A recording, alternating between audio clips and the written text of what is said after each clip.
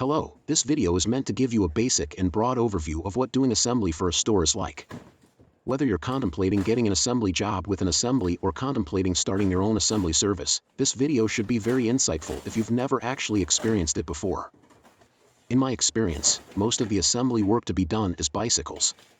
That is because a lot more bikes are sold than grills. Bike season was mostly consistent too. A store may have a mix of bikes, grills and furniture to build and need a few of each built, or there may be a few days worth of bikes that need to be built and nothing else. Probably over 90% of the assembly work that I've done over the years is bikes while working for the client that sells bikes. I mention that because I've also assembled for a home improvement store chain and they don't sell bikes. Depending on the store or stores that you assemble for, the work can vary due to the demographics of the market a store serves and its average customer base. This means that one store may sell more mid to high-priced gas grills, furniture and bicycles, while another store may sell mostly the low-priced versions of those items. Therefore, that is one thing that determines what needs to be assembled. There are also a few other factors that determine what, when and how much gets assembled, such as what the manager's preferences are, or sometimes there isn't enough room due to a lot of trucks being unloaded recently, etc.